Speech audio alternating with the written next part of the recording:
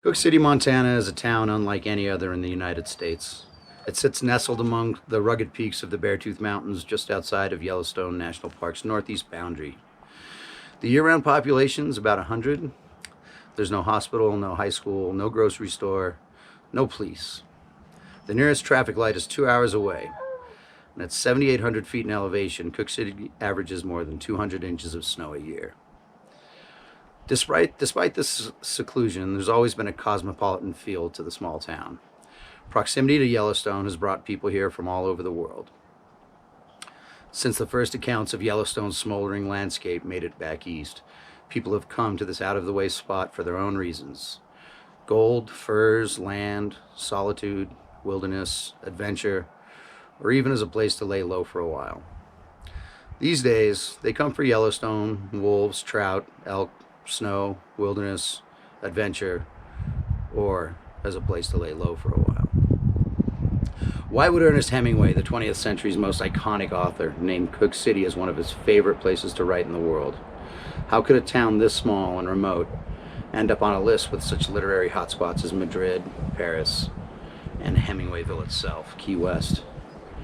After my first couple of years working and living in Cooke City, I attended the University of Montana and took a course on Hemingway. His 1938 book, The First 49 Stories, was on the syllabus, and as I picked my way through the stories, I came across a line in the preface that mentioned Cooke City as a great place to write. I was shocked. When I returned to Cooke the following summer, I asked about Hemingway but found very little information and even less interest. That is, until I met Ralph Glidden, the owner of the Cooke City General Store. Ralph had moved to Cooke in the early 70s and had been intrigued by Hemingway's connection to the area. At that time, there were still some people who remembered Hemingway's visits. Olive Nordquist, who had known Hemingway and still resided in Cooke, hired Ralph to help her run her hotel. In the 30s, Olive and her husband had run the nearby Elbar T guest ranch on the Clark's Fork during Hemingway's first 3 visits there, and even went to visit him in Key West. She was very fond of the Hemingway family and happy to share her memories of them. Ralph had known a few of the caretakers at the other ranches in the Clark's Fork Valley, and through them had learned much of the history of Hemingway's time in the area.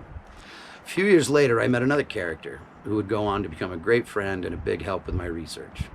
Tom Weaver was having a beer at the Miners Saloon in Cooke City. He was hard to miss, well over 6 feet tall, with a white beard and a beret. He was from Red Lodge, Montana, another small town on the other side of the Beartooth Mountains from Cooke City. And he was a published writer himself. He told me that his father had been a friend of Hemingway during the writer's time in the mountains.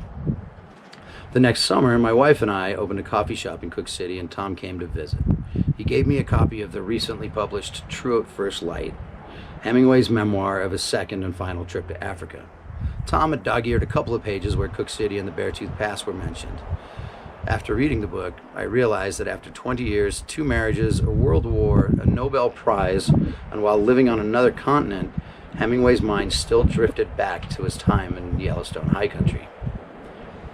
Soon after the publication of True at First Light, I came across an article in the 2006 fly fishing edition of the Big Sky Journal about Hemingway's first summer in the Beartooths. From the article, I learned that Hemingway had spent time in Hoosier's Bar, which was not only still operating in Cooke City, but was the chief sponsor of our local softball team. The article also shed light on Tom Weaver's connection to Hemingway, revealing that he was the son of Chub Weaver, who was immortalized in Hemingway's greatest novel, For Whom the Bell Tolls, as one of Hemingway's best friends.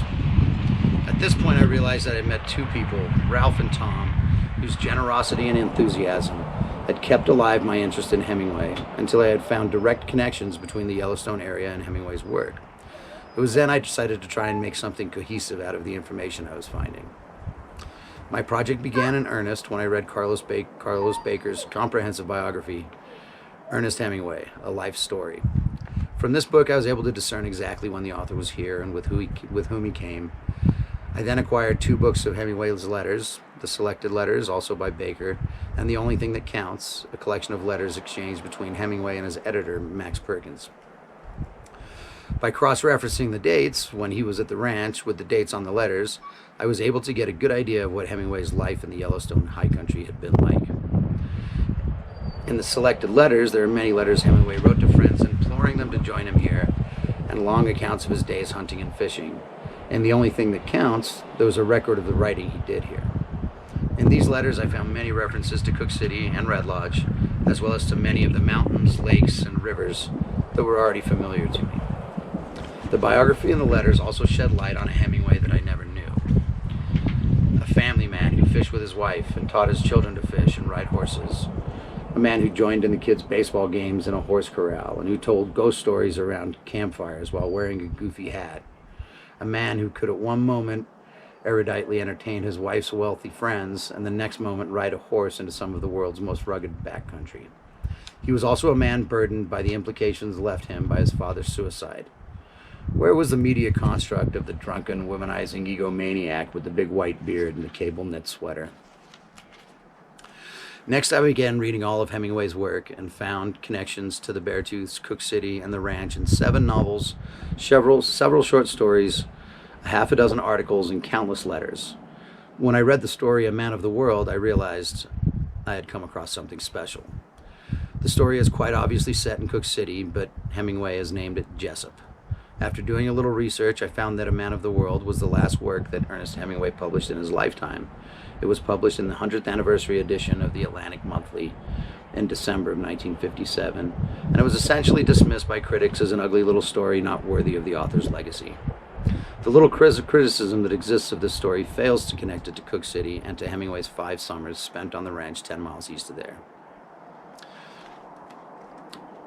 For Whom the Bell Tolls also revealed the importance of the Yellowstone High Country.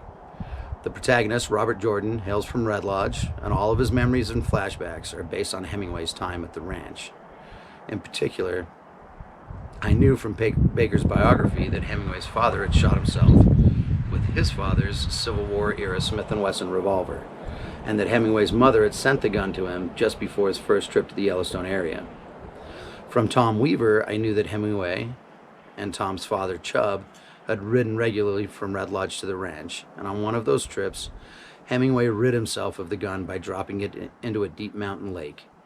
And For Whom the Bell Tolls, while trying to drum up the courage to blow up the bridge, Robert Jordan struggles with the memory of his father's suicide and recounts dropping his father's gun into a mountain lake, even mentioning his riding partner, Chubb, by name.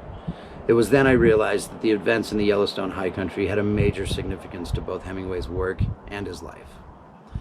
At this point, I knew the exact dates of Hemingway's visits, but my resources were limited. At the time, the internet in Cooke City was painfully slow.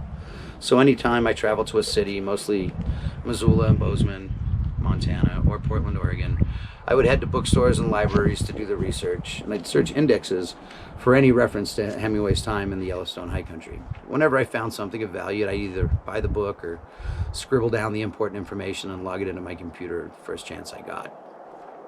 The question now was, why hadn't all of this information been brought to light? Ernest Hemingway's life and work has been dissected and analyzed, perhaps more than any other American writer. It seemed impossible that there could be a gap in the story. Even though Hemingway sent off final drafts of major works from the Cooke City General Store and Post Office, there wasn't even a plaque or a sign in the town. As I continued my research, there were highs and lows, times when I thought I was the sole possessor of some crucial piece of information, only to find an article that had made the same discovery several years earlier. As I kept digging, I began to realize why the contributions of this little corner of the world to the life and work of Hemingway had been so underexamined and undervalued. The El Bartee Ranch sits in Wyoming, while Cooke City resides 10 miles away in Montana. Robert Jordan is from Red Lodge. The short story, The Gambler, the Nun, and the Radio, takes place in Billings, but it's called Haley. Thomas Hudson from Islands of the Stream owns a ranch in Montana. In the Green Hills of Africa, Hemingway refers to Timber Creek, a small creek near the ranch that is 20 miles from any road. And in True at First Light, Hemingway remembers hunting in Wyoming, and A Man of the World is set in Cooke City, but it's called Jessup. To the south of the El Bartee are the Absaroka Mountains, to the north of the Beartooth Mountains, and to the west is Yellowstone National Park. The location of the ranch and Hemingway's use of so many descriptions had created an ambiguity that made it virtually impossible to combine all of the literary and biographical clues. I realized that if you didn't have knowledge of his life and work and a close understanding of the terrain, you could probably not make those connections. The fact that in more than 50 years, no one had linked his last published published work to Cooke City is a testament to this blind spot in the scholarship. To help fill in the blanks, I set about trying to find people's personal recollections of the famous writer when he was here. Ralph Glidden again proved instrumental. Ralph sent me copies of articles written in 1970 upon the publication of Islands in the Stream. The authors of the articles had interviewed several people who had known Hemingway during his stays at the ranch, so now I had several first-person accounts of Hemingway's time in the area, and from these accounts I realized two things. One, the people who know Hemingway the best, Chub Weaver, Ivan Wallace, the Nordquists, and Polly Copeland, all had very positive impressions of the man and his family. And two, there was a tendency for people to embellish their accounts. Because it had been 30, 40 years since their lives had crossed, people sometimes just added their own twist to the tale. One resident of the Spiro Wigwam Ranch in the Bighorn Mountains remembered Ernie telling her that her favorite places in the world were Wyoming and Africa. Well, Hemingway was at her ranch in 1928, and he would not set foot on the African continent for another 5 years. Another source suggested that Wine of Wyoming was inspired by his time on the Clarks Fork, when in reality that story was published before Hemingway's first trip to the Clarks Fork Valley. Even Hemingway's two most respected biographers, Carlos Baker and Michael Reynolds, differ on his initial arrival at the El Bartee. Baker has him first stopping at a ranch on Sunlight Creek in Wyoming before finding his way to the El Bartee, meaning he would have come from the east. Reynolds had Hemingway traveling to the ranch through Yellowstone National Park in Cooke City, meaning he would have come from the west. So even before my story could begin, I had to sort out which version was true. So I turned to local history and an eyewitness account of Hemingway's arrival from Polly Copeland. Hemingway's car was the first automobile that ever dared to travel the perilous horse trail, traversing the roaring Clarks Fork at intervals from Crandall on. Problem solved. He came from the east. I realized that for my project to have any legitimacy, I would also have to be very careful about what I included. Also, since this is a work of nonfiction, I had to be very careful not to fall into the same traps myself. I could not fill in the gaps with my own assumptions. Everything I included would have to be verified and cited. And rather than just paraphrasing other people's work, I decided to quote and give full credit rather than risk unintentional plagiarism.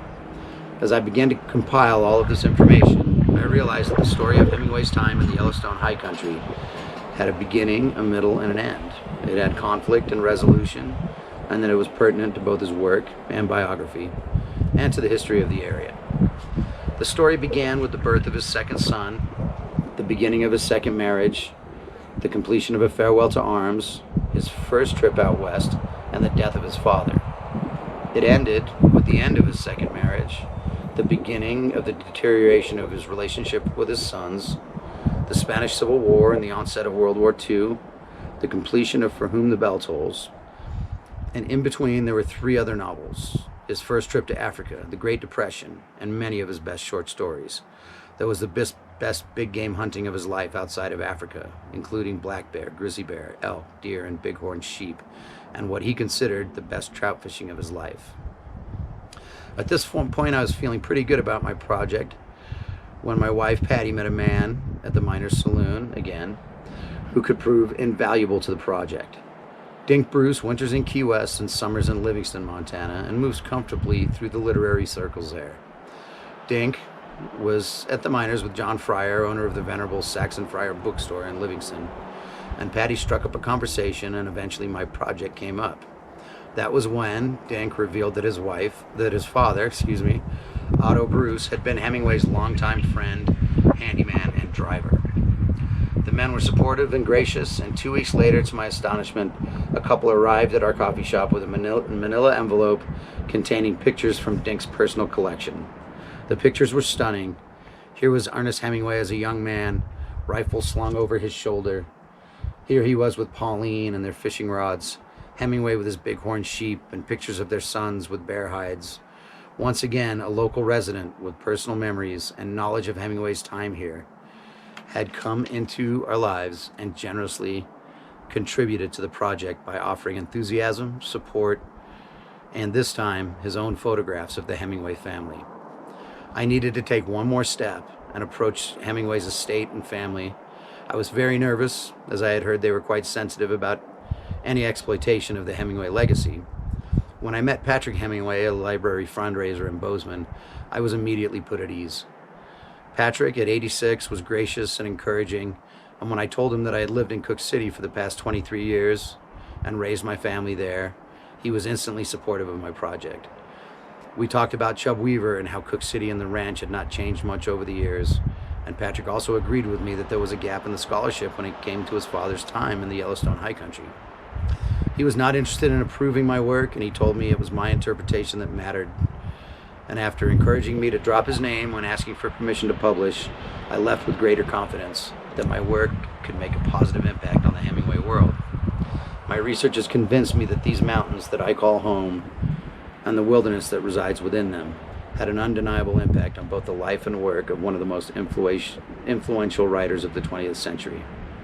In naming this region, I have referred to Ralph Glidden's book, Exploring the Yellowstone High Country, A History of the Cooke City Area, and decided to borrow a phrase from this title. What follows is a complete account of Hemingway's time in the Yellowstone High Country.